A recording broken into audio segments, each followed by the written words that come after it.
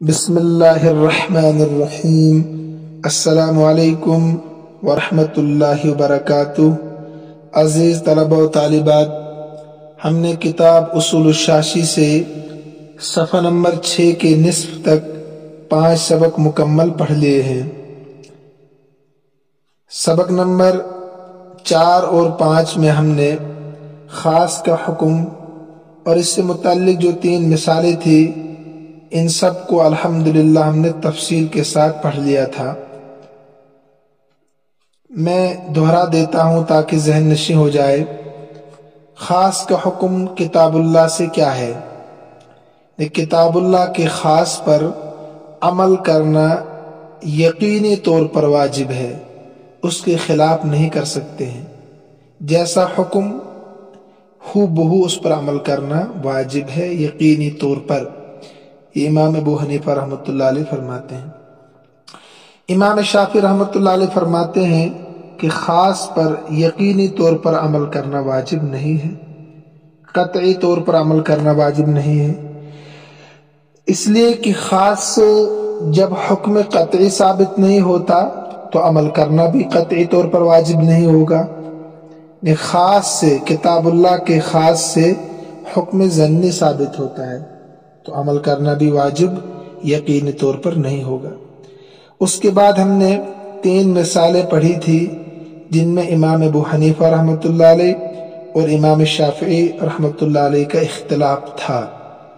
پھر مسائل میں بھی اختلاف پیدا ہوا تھا۔ پہلی مثال ہم نے پڑھی تھی والمطلقات یتربصن بانفسہن ثلاثۃ قروء، اس میں لفظ ثلاثۃ خاص ہے۔ آپ کے ذہن میں ساری باتیں آ گئی ہوں گی۔ اس کے بعد دوسری مثال تھی قد علمنا ما فرضنا علیہم فی ازواجہم، اس مثال میں فرضنا خاص تھا تو اختلاف آپ کے ذہن میں آ رہا ہوگا۔ تیسری مثال ہم نے پڑھی تھی سبق نمبر 5 میں حتی تنکح زوجا غیرہ، اس میں لفظ تنکح خاص تھا۔ اگر ابھی تک کسی نے سبق نہیں سمجھا یا سبق نہیں سنا، وہ جا کر ان 5 سبقوں کو سنے اور سمجھنے کی کوشش کرے۔ سبق آپ کے یوٹیوب چینل پر موجود رہتا ہے، کہیں بھی کبھی بھی آپ استفادہ کر سکتے ہیں۔ تو خاص کا حکم اور خاص کے متعلق جو 3 مثالیں تھیں وہ سبق مکمل ہو چکا ہے۔ آج ہم خاص کے مقابلے میں جو عام ہم پیچھے پڑھ کر آئے تھے اس کا بیان شروع کرنے جا رہے ہیں۔ عام کس کو کہتے ہیں؟ یا آپ پڑھ چکے ہیں کہ عام ہر وہ لفظ ہے جو افراد کی ایک بڑی جماعت کو شامل ہو۔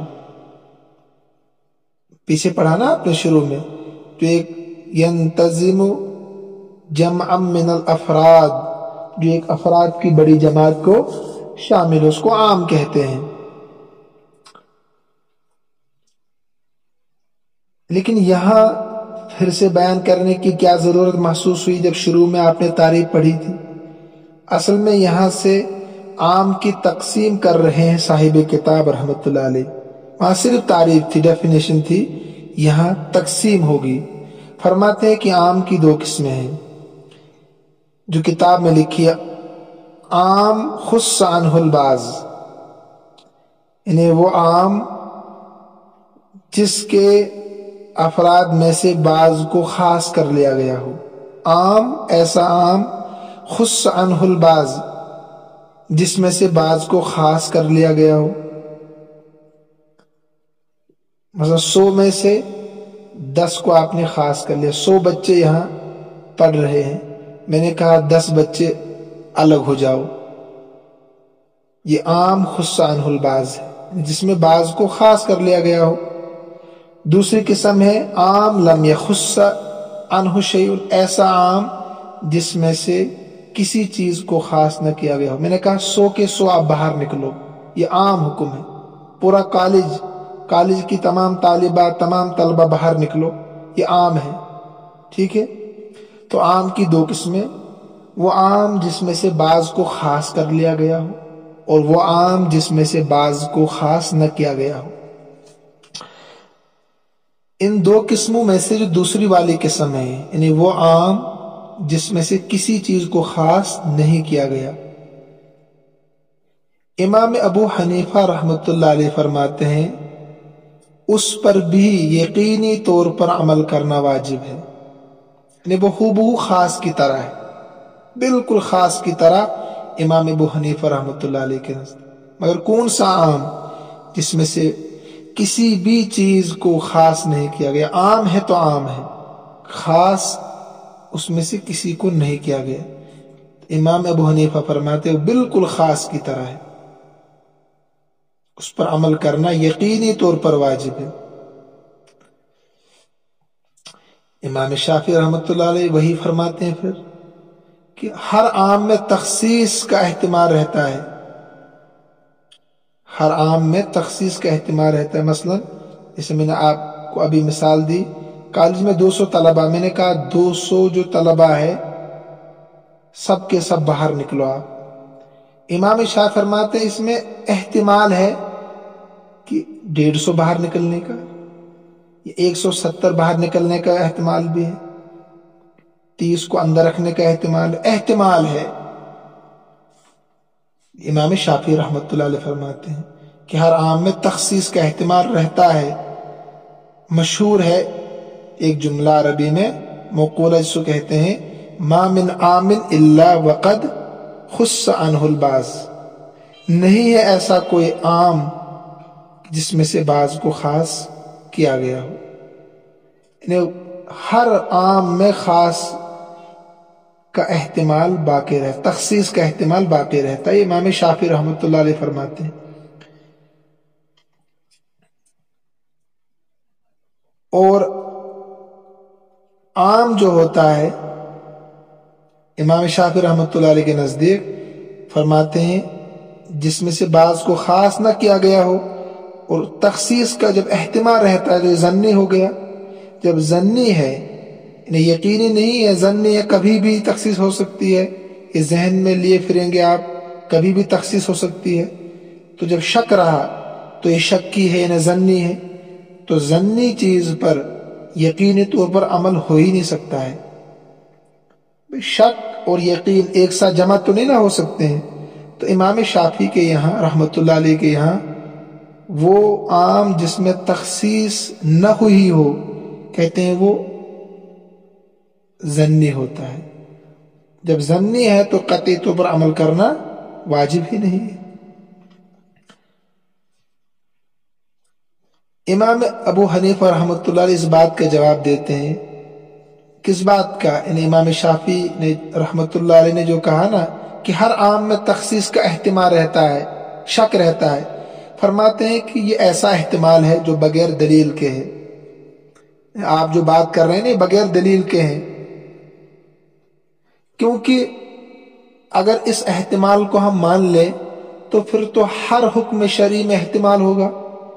पता नहीं 4 रकातें हैं कि नहीं, हो सकता है 3 रकातें हों। फर्ज नमाज ज़ोहर की 4 रकातें हैं कि नहीं, हो सकता है 3, हो सकता है 5। वितर हो सकता हो 5, हो सकता हो 6 हो सकता हो 7 हो। तो फिर तो हर हुक्म शरई शक्की हो जाएगा, जन्नी हो जाएगा बगैर दलील के, तो गोया कि दीन मजाक बन जाएगा। लिहाजा इमाम शाफी रहमतुल्लाह अलैह का जो कहना है कि हर आम में तखसीस का एहतिमाल होता है, ये बगैर दलील के है। और इमाम अबू हनीफा रहमतुल्लाह अलैह फरमाते हैं ये कायदा हमारे नजदीक मुअतबर नहीं है। तो लिहाजा जो आम ऐसा हो जिसमें तखसीस न हुई हो, बिल्कुल खास की तरह उस पर अमल करना यकीनी तौर पर वाजिब है।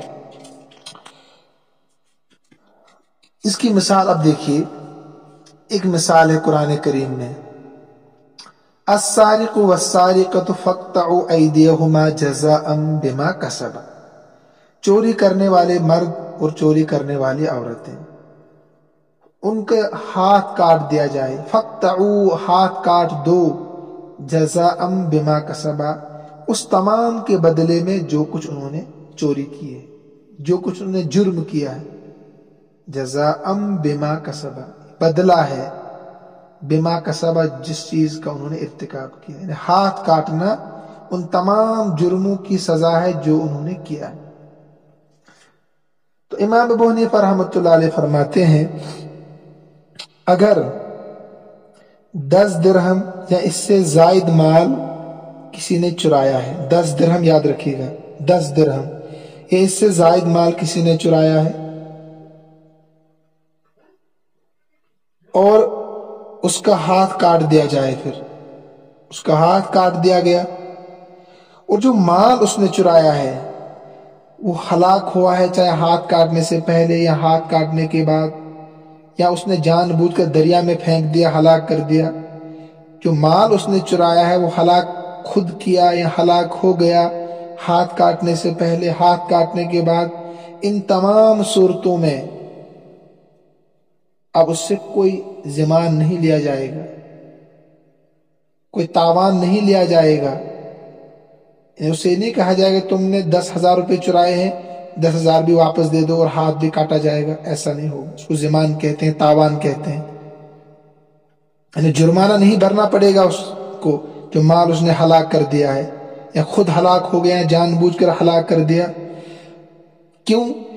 امام ابو حنیفہ رحمۃ اللہ علیہ فرماتے ہیں قرآن میں ہے فَقْطَعُوا أَيْدِيَهُمَا جَزَاءً بِمَا كَسَبَا، اس کا ہاتھ کاٹ دو اس جرم کے بدلے میں جو اس نے کیا ہے، جو بھی اس نے گناہ کیا ہے، جرم کیا ہے، مال چرایا پھر اس کو ہلاک کیا یا خود ہلاک ہو گیا، سب کے بدلے میں سزا کیا ہے؟ ہاتھ کاٹنا۔ تو لہذا ہاتھ کاٹنے کے ساتھ ساتھ اس سے اور کچھ نہیں لیا جائے گا۔ امام ابو حنیفہ رحمۃ اللہ علیہ فرماتے ہیں لفظ ما جو ہے نا اس میں یہ عام ہے، لفظ ما کیا ہے؟ یہ عام ہے جو تمام جرموں کو شامل ہے، اس میں تخصیص نہیں ہے، اس میں تخصیص نہیں نا، عام ہے نا، ما جو کچھ بھی، اس میں نہیں ہے کہ ہاں اگر اس نے مال ضائع کر دیا یا مال ضائع ہو گیا اس کی سزا الگ ہوگی، یہ تو نہیں نا اس میں ہے، اس میں ہے جو کچھ بھی اس نے جرم کیا ہے اس کے بدلے میں ہاتھ کاٹ دو۔ لیکن امام شافعی رحمۃ اللہ علیہ فرماتے ہیں اس کو غصب پر قیاس کرتے ہیں۔ غصب کہتے ہیں زبردستی کسی کا مال لے لینا، چھین کر مال لے لینا۔ امام شافعی رحمۃ اللہ علیہ فرماتے ہیں کہ غصب پر قیاس کرتے ہوئے ایک تو ہاتھ کاٹا جائے گا اس کا، نمبر 2 اس سے مال بھی واپس لیا جائے گا، اگر اس نے ضائع کر دیا تب بھی لیا جائے گا، یا ضائع ہو گیا تب بھی لیا جائے گا، یا اس کا ضمان اس سے لیا جائے گا، یعنی قیمت وصول کی جائے گی۔ اس نے ضائع جو کر دیا، سونا چرایا تھا گم ہو گیا، سونے کی قیمت لی جائے گی اور ہاتھ بھی کاٹا جائے گا، جیسے غصب میں ہوتا ہے، یہ غصب پر قیاس کرتے ہیں۔ ٹھیک ہے، تو دلیل امام شافعی کی یہ ہے غصب پر قیاس کرتے ہوئے۔ ہمارے یہاں دلیل کیا ہے؟ قرآن کی آیت جس میں لفظ ما ہے فَقْطَعُوا أَيْدِيَهُمَا جَزَاءً بِمَا كَسَبَا، یہ عام ہے، لہذا صرف ہاتھ کاٹے جائیں گے، اس میں صرف ہاتھ کاٹنے کا حکم ہے، مزید اور کوئی سزا نہیں دی جائے گی۔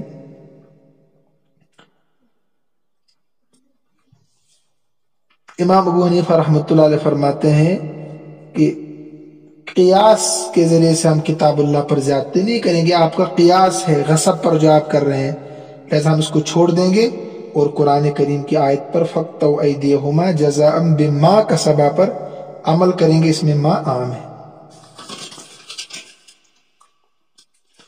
اب کچھ باتیں اور سمجھے آپ۔ چوری کس کو کہتے ہیں؟ میں نے آپ کو بتایا تھا، چور مال چراتا ہے محفوظ جگہ سے، آپ نے کمرہ بند کر کے رکھا، تالا لگا کے رکھا، صندوق میں آپ نے پیسے رکھے تھے اس کو بھی تالا لگا کے رکھا تھا، چور نے دروازہ توڑا، صندوق کا تالا توڑا، پھر مال چرا، اس کو چوری کہتے ہیں عربی میں۔ نمبر 2 10 درہم کم سے کم مال چرایا ہو، محفوظ جگہ سے کم 10 درہم مال چرایا ہو، اس کو چور کہتے ہیں۔ غصب کہتے ہیں کسی سے مال چھینا گیا، اس سے بڑا جرم ہے، اس کی سزا کیا ہے غصب کی؟ اصل میں حاکم وقت جو ہوگا، حاکم وقت جو ہوگا، جو مناسب سمجھے گا اس کو سزا دے گا۔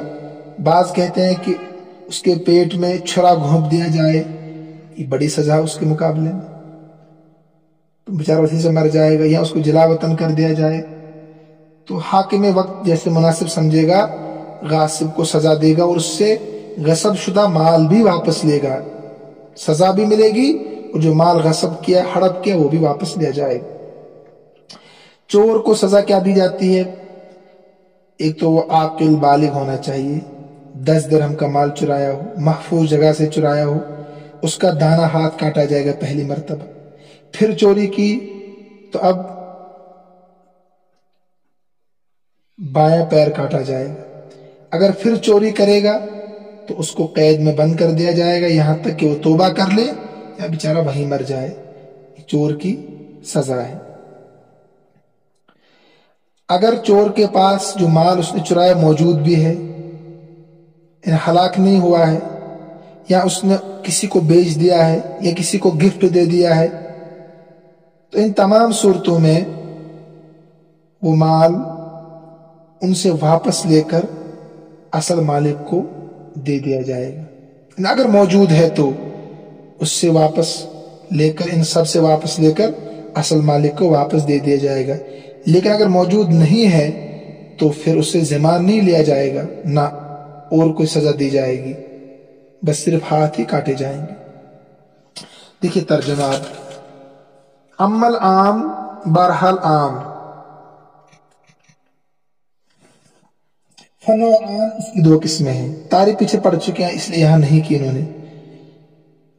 عام ایسا عام خص عنہ البعض، جس میں سے بعض کو خاص کر دیا گیا، خص مجہول ہے، وعام ایسا عام لم یخص عنہ شیء، جس میں سے کسی چیز کو خاص نہ کیا گیا ہو، فالعام الذی، پس وہ عام، لم یخص عنہ شیء، جس میں سے کسی چیز کو خاص نہیں کیا گیا، جو مثال ابھی ہم نے پڑھی، جس میں سے کسی کو خاص نہیں کیا گیا ہے، کہتے ہیں فہو بمنزلۃ الخاص، تو خاص کے درجے میں ہے، خاص کی طرح۔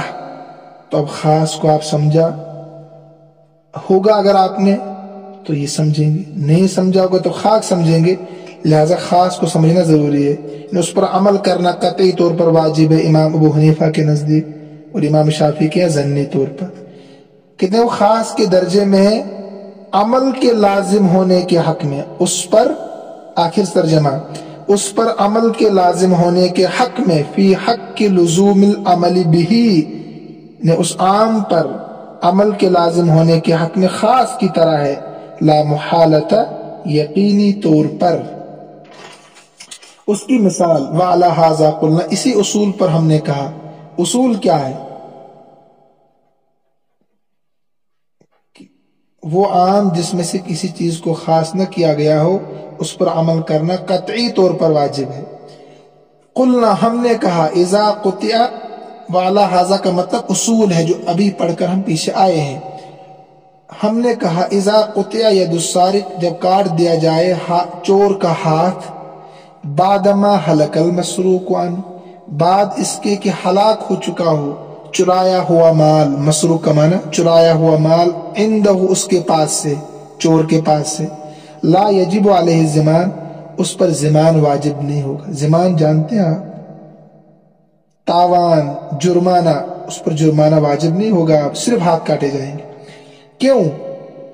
لأن القطع، اس لیے کہ ہاتھ کاٹنا جزاء، بدلہ ہے، جمیع ما اکتسبہ السارق، ان تمام جرموں کا، ترجمہ یہی کرنا، ان تمام جرموں کا، اکتسبہ، جس کا ارتکاب کیا ہے چور نے۔ کیوں؟ فإن کلمۃ ما، یہ اصل سمجھ، اس لیے کہ کلمہ ما جو ہے، اصل میں اس کو سمجھنا ہے آپ نے یہاں سے آگے، اس لیے کہ کلمہ ما جو ہے عامتن، کہتے ہیں عام ہے، کیا ہے؟ عام ہے، یتناول، جو شامل ہے، جمیع ما وجد من السارق، ان تمام جرموں کو، ترجمہ سمجھ میں آ رہا کہ نہیں؟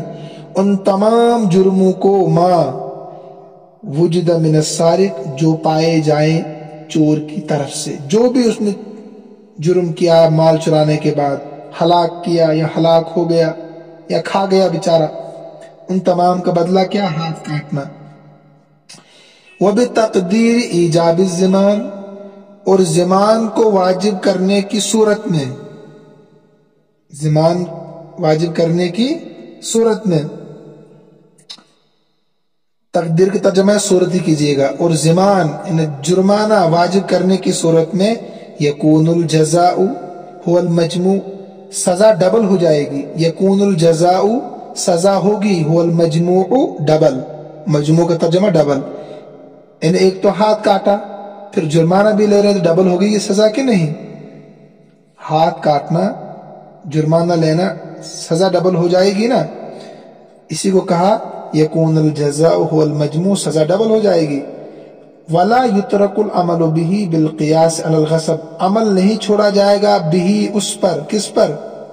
قرآن کی آیت پر، فاقطعوا ایدیہما جزاء بما کسبا، ما پر قیاس کرتے ہوئے، بالقیاس قیاس کرتے ہوئے غصب پر۔ یہ آخر کی جو عبارت ہے نا یہ امام شافعی کا مستدل ہے، غصب پر قیاس کرتے ہوئے فرماتے ہیں ہاتھ بھی کاٹا جائے گا اور جرمانہ بھی لیا جائے گا۔ امام صاحب نے کہا کہ نہیں، ہم قرآن کی آیت پر جو عام ہے جس میں سے کسی کو خاص نہیں کیا گیا ہے، عمل نہیں چھوڑا جائے گا غصب پر قیاس کرتے ہوئے۔ ایک مثال اور دیکھیے، والدلیل علی ان کلمۃ ما عامۃ فی عامۃ ما ذکرہ محمد رحمہ اللہ تعالی۔ دیکھیے ایک مثال ہے یہ، امام محمد رحمۃ اللہ علیہ فقیہ ہونے کے ساتھ ساتھ امام اللغہ بھی تھے، لغت کے جاننے والے بھی تھے، ماہر تھے، اور جیسے فقہ میں ان کی بات پر اعتبار کیا جاتا ہے ایسے لغت میں بھی ان کی بات پر اعتبار کیا جاتا ہے۔ ایک مثال یہاں سمجھائی ہے لغت کے اعتبار سے۔ مثلا ایک آدمی نے کہا اپنی باندی سے، وہ حاملہ تھی، کہا جو کچھ تیرے پیٹ میں ہے اگر وہ لڑکا ہوگا، جو کچھ ما فی بطنک، ان کان اگر ہو، ما جو کچھ، دیکھیے ما عام ہے یعنی پورے پیٹ میں ما جو کچھ تیرے بطن میں پیٹ میں ہے، غلامن بچہ، فانت حرتن تو آزاد ہے، فولدت غلامن وجاریتن تو اس نے جنا ایک بچہ اور ایک لڑکی، لڑکا اور لڑکی، لا تو تک آزاد نہیں ہوگی، لا تعتقو آزاد نہیں ہوگی۔ سمجھ میں آپ کو آیا؟ ایک آقا نے باندی سے کہا کہ آپ کے پیٹ میں جو حمل ہے، وہ حاملہ تھی، پورے پیٹ میں اگر صرف بچہ ہوگا، لڑکا ہوگا، پورے پیٹ میں، ماں ہے نا پورے کو شامل، عام ہے نا، اگر لڑکا ہوگا تو آزاد ہے۔ لیکن جب اس نے جنا تو ایک لڑکی جنی ایک لڑکا جنا، تو پتہ چلا پورا پیٹ جو ہے وہ صرف لڑکے کی وجہ سے بھرا ہوا نہیں تھا، بلکہ پیٹ میں لڑکی بھی تھی اور لڑکا بھی تھا، اس لیے شرط پوری نہیں ہوئی۔ شرط کیا تھی؟ ماں جو کچھ تیرے پیٹ میں، شرط پوری نہیں ہوئی تو آزاد بھی نہیں ہو۔ سمجھ میں آیا؟ ماں عام ہے جو پورے پیٹ کو شامل تھا۔ ترجمہ دیکھیے، والدلیل علی ان کلمۃ ما عامۃ، اور دلیل اس بات پر کہ کلمہ ما عام ہے، یہ لغت کے اعتبار سے مثال ہے، وہ ہے ذکرہ محمد رحمہ اللہ تعالی، جس کو امام محمد رحمۃ اللہ علیہ نے ذکر کیا ہے۔ اذا قال المولا لجاریتہ، جب آقا کہے اپنی باندی سے، ان کان اگر ہو، ما وہ چیز جو تیرے پیٹ میں ہے، غلامن بچہ، فانت حرتن تو تم آزاد ہے، فولدت غلامن وجاریتن اس نے بچہ اور بچی، لڑکا اور لڑکی کو جنم دیا، لا تعتق آزاد نہیں ہو، شرط مفقود تو جزا مفقود، یعنی شرط نہیں پائے گئی تو آزاد بھی نہیں ہوگی۔ بس یہیں تک رکھیے، یہ لمبی مثال ہے، اس میں ٹائم لگے گا۔ اللہ ہم سب کا حامی و ناصر ہو۔ میں نے کئی بار آپ سے درخواست کی لیکن آپ شاید سمجھتے نہیں ہیں یا میری بات آپ کو سمجھ میں نہیں آتی ہے۔ میں نے کہا آپ کو کئی بار لائک کامنٹ شیئر کیجئے مگر شاید آپ نہیں کرتے ہیں۔ بہرحال اللہ ہم سب کا حامی و ناصر ہو۔ السلام علیکم ورحمۃ اللہ وبرکاتہ۔